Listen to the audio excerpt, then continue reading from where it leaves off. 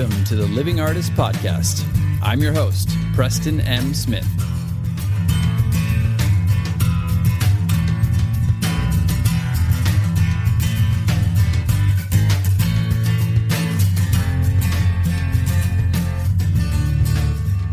Hey, everybody. Welcome to the Living Artist Podcast. I'm Preston M. Smith, at PMS Artwork everywhere on internet land and socials. I want to thank you for landing on this podcast. Whether you're a professional artist, just getting started in the art world, a collector of art, or just consider yourself a creative person, this podcast has something for you. I like to think of it as a fun way to rant and talk to other creative people about living the life of an artist, surviving and getting ahead in the art world, and enjoying your life. But most importantly, not waiting until you're dead to make it happen. All right, let's get started.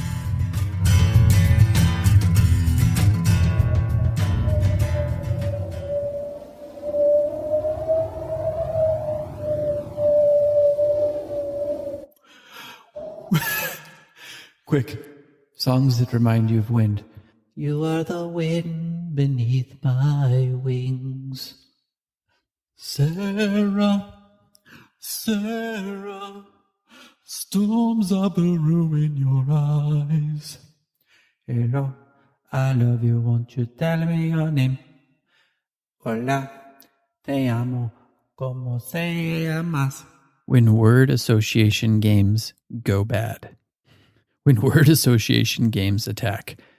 Why was I doing that? I don't know. You know, sometimes doing these random things get your brain firing, get you started for the show.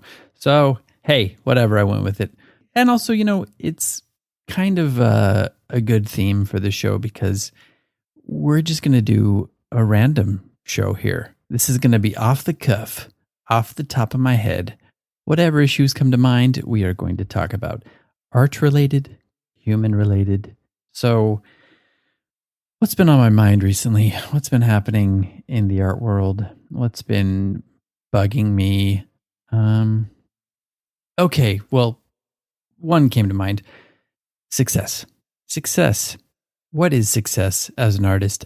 I get bothered by this because people project a lot of their own kind of preconceived notions of success on you as an artist. And, oh, well, you know, you're not going to be successful until you do this, or most artists are not successful until they're dead. Well, first of all, let's break it down. What does success mean as an artist? Success can mean a different thing to a different artist that you ask. For example, maybe success to one artist is I'm represented by a gallery. Maybe success to another artist is I make a living with my work. Maybe success to another artist is I create work that makes me happy and that makes my family happy. Maybe success to another artist is, you know, I've gotten very good at matching my idea, my preconceived idea of what this piece is going to be like.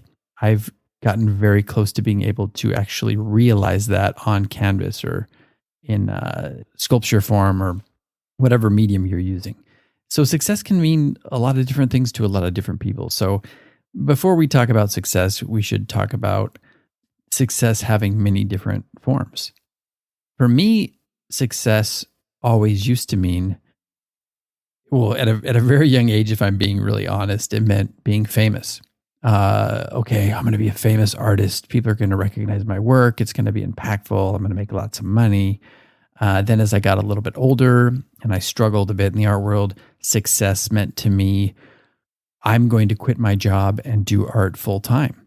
And, you know, as I achieved that over time, and as I've been doing this now full time for 5 years, part time for much longer than that, as I've achieved that, success has taken on a different meaning to me. I think success, you know, as an artist, you can be killing it in the art world and selling a lot of work and showing your work in galleries and barely getting by monetarily. So it's different from other occupations, other crafts. Like, for example, if you're a doctor and you're killing it, you're probably making millions of dollars a year. I mean, I know some doctors who are making over $1 million a year, and that's great. I mean, they definitely deserve it. They went to medical school and they have put in a lot of time and developed their skills and their knowledge base. As an artist, though, I'm not saying we save a lot of lives in the conventional way, but there are a lot of art forms that do save lives, that save people who are depressed, people who need inspiration, people who are looking for something to keep them going or adding beauty to their lives. Like, we also are honing a craft and developing a craft. And there's nothing wrong inherently with just the pursuit of a craft, of honing your craft and getting better at what you do. There's nothing wrong with that. That can be success in its own right. Like, it doesn't have to be, oh, I have developed this craft and now I sell my work and make millions of dollars. No, just getting better at your craft, the pursuit and the devotion to getting better at that alone is admirable. So don't let anybody tell you that, oh, because you haven't achieved my form of success, my preconception of what success means as an artist, that you're not doing well. No, success can mean different things to different people. So that's one thing that was kicking around in my brain today. Another one was, well, I was interviewed this week on quarantining with the Chris's and had a lot of fun. We had an Instagram live session, which is how they do their podcast, and then they put it into other podcast forms. But we first did the interview live on Instagram, and I couldn't get in. And so I kind of left them in the lurch for about 10 minutes, or they were scrambling to get me in. Something with Instagram happened, but if it's still on my story on Instagram, check it out. Otherwise, go to QWT Chris's, Quarantining with the Chris's at Instagram to see our interview. And you can find the one with PMS artwork.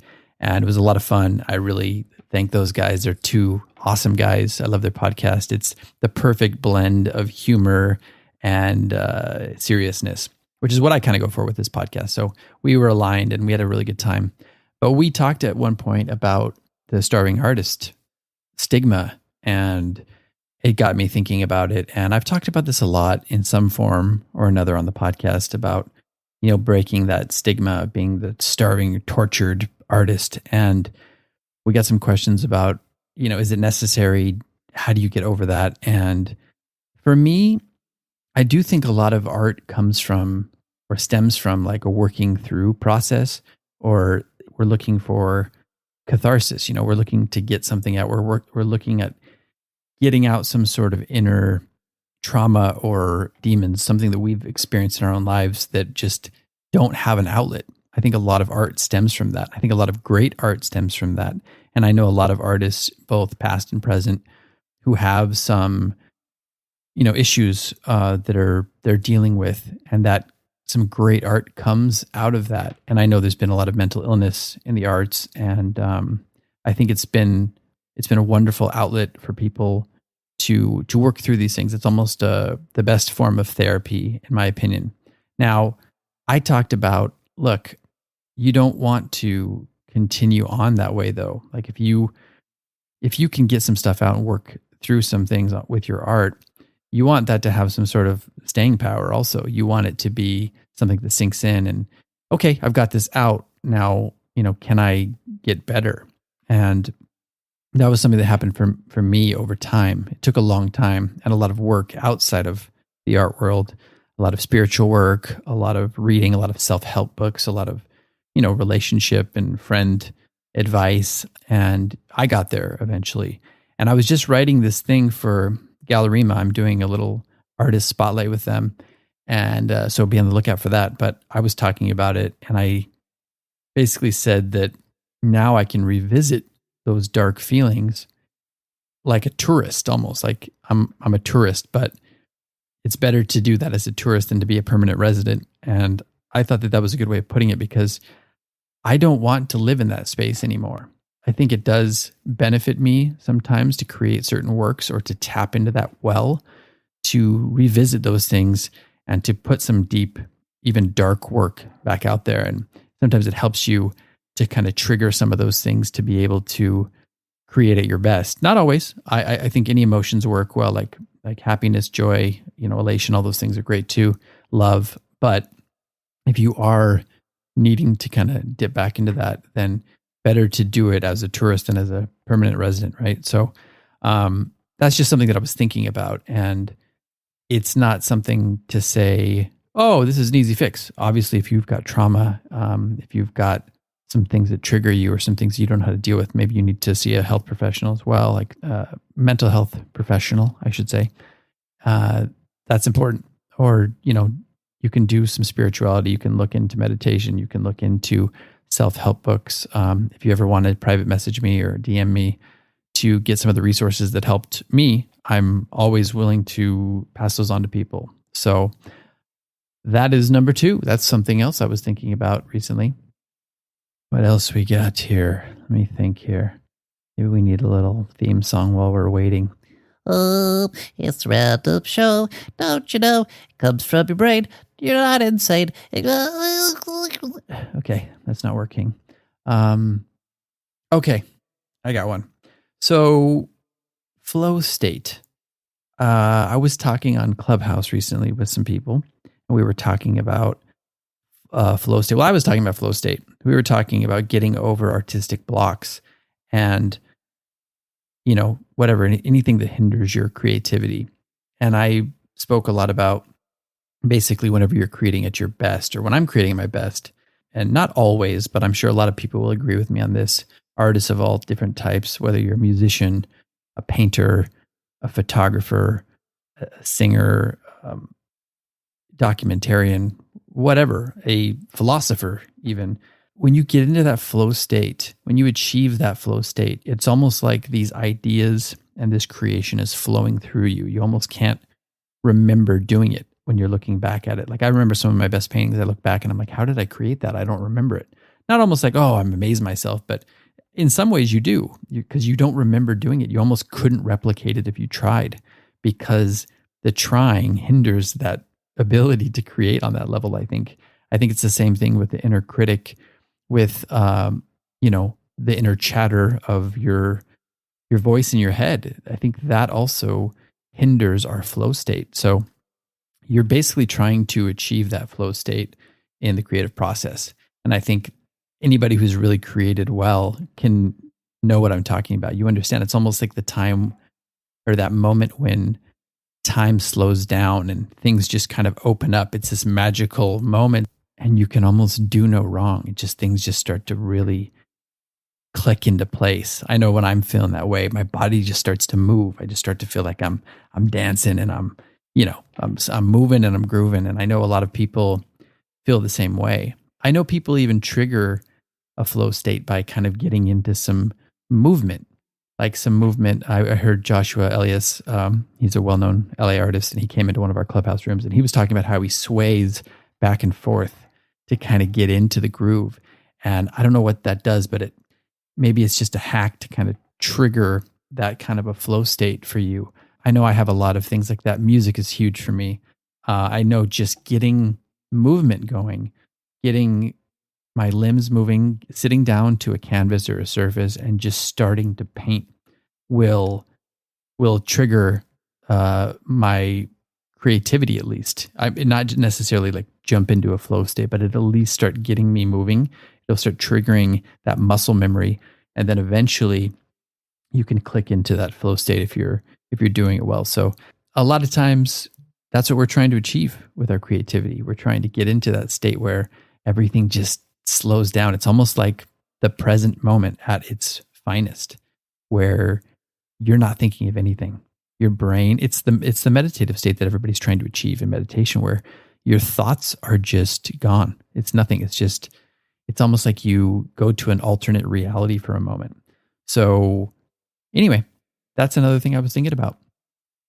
You know what? Actually, I've got one more that just came up in my brain. I was just, I get annoyed sometimes by people's behavior on social media, artist behavior on social media, and, whatever, some sort of desperation or lack of reciprocation or people not being supportive.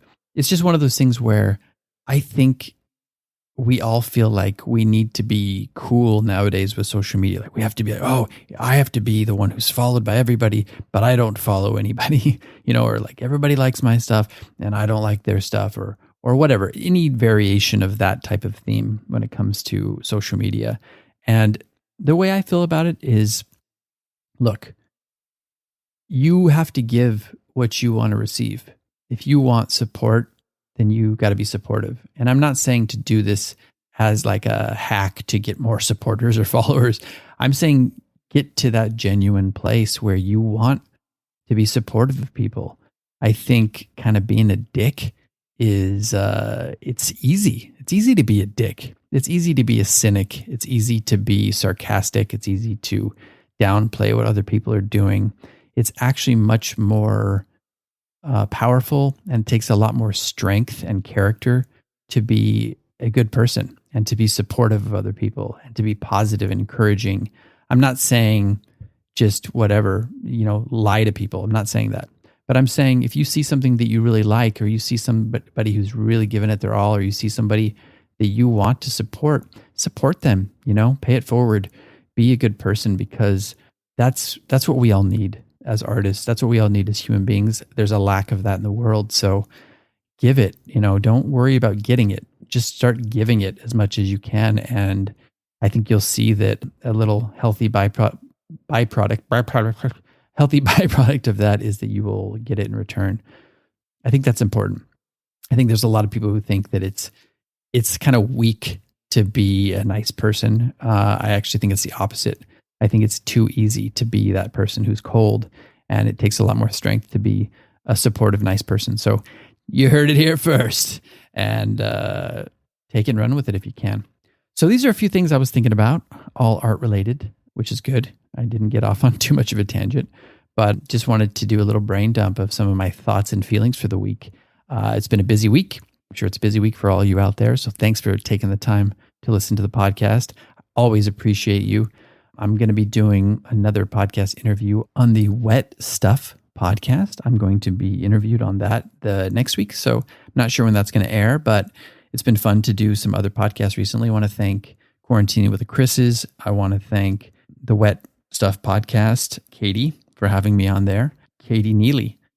Shout out to Katie Neely. Looking forward to talking to you, and keep your eyes and ears out for that. Otherwise, I hope everybody's having a great week. This is Friday. Friday. And sending you off for the weekend, even if you're not listening to this on a Friday. I'm mentally projecting you to the weekend, wherever you are. So thanks for listening, everybody. We will talk to you soon. Or as Jack Black would say, catch you all in the flip-flop laters. The winds of change.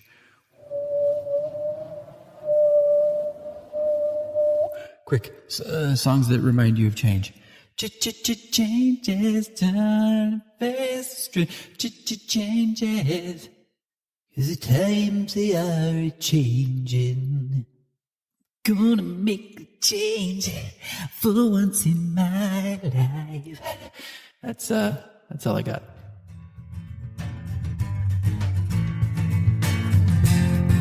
This has been the Living Artist Podcast.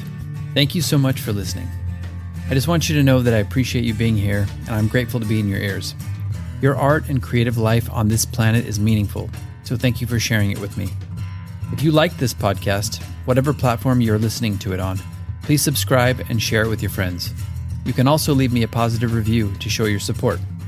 This helps me to reach more people with the algorithmic magic and keep the show going strong.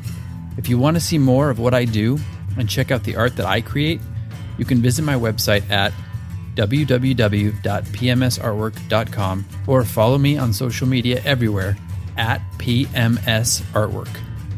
That's it for now. See you back here next time.